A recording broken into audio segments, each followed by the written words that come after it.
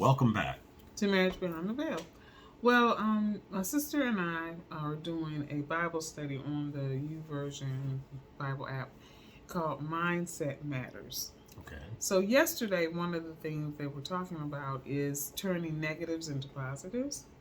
And so what they were saying is, and I know this to be true from being a health coach, is that when you have something negative to say to someone or something that's corrective to someone, it's better to lead in first with positives. So they suggest 4 positives to 1 negative. Okay.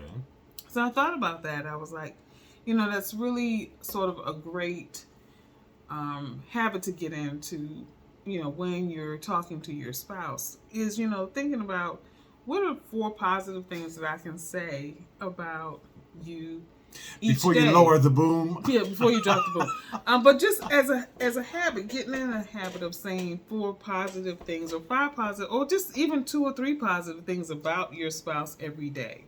Well, it's great because it gets you focusing on positives, but it will also give the recipient help to reinforce an attitude of gratitude. Mm-hmm. And I agree. So just think about this. So say, for instance, your spouse does something that you don't like. Okay. All right. So. And you're going to address it. And you're going to address it. Okay. So if you take the time to think about it and figure out what are the positive aspects of this situation. So what are the good things about this situation before you lead in first with the negative? Question. Yes. So what if it's extremely difficult or impossible to find any positives in a particular scenario? Then what does one do? Okay, so I have spent the last couple of years focusing in on trying to always try to find a positive in every situation.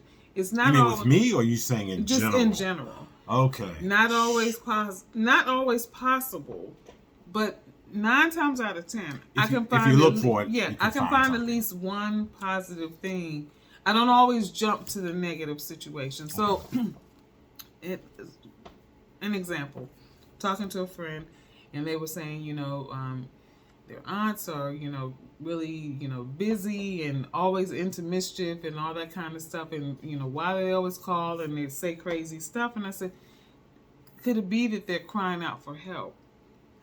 But they just don't want to say they need help because they have too much pride to say that they need help. Okay. And it was like, well, yeah.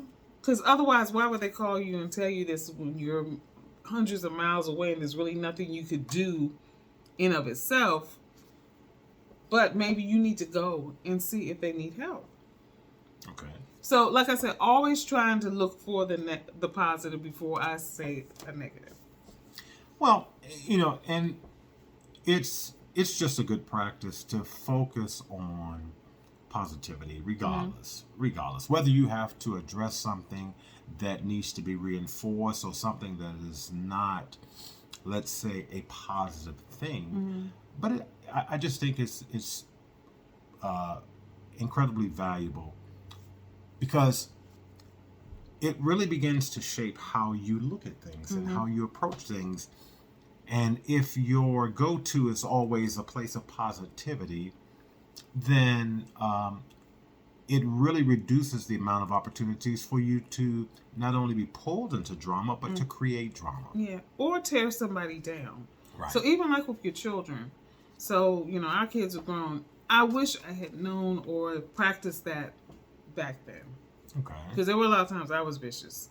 I'll admit it. I would tear in. I was upset about something. Really? Yeah, John caught a couple of times, especially when he was in college.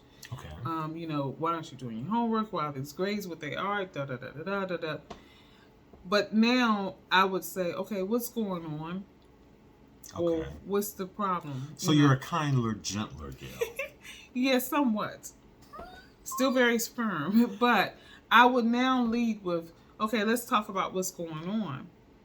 Or what's good about the situation. Or what's good about the situation. Yeah. So, if it's, you were talking about the grades, let's say, for example. So what are your study habits like? As opposed to, why aren't you getting A? Right. Or you're doing good in these courses, so what's the challenge with this one? With this one, right. So how can you replicate your success over here that you're having over here. Exactly. Okay. So there we go. I get it. So lead with the positive, not with the negative. Lead with the positives. That sounds positively wonderful. Until tomorrow. Lord says. Have a good evening.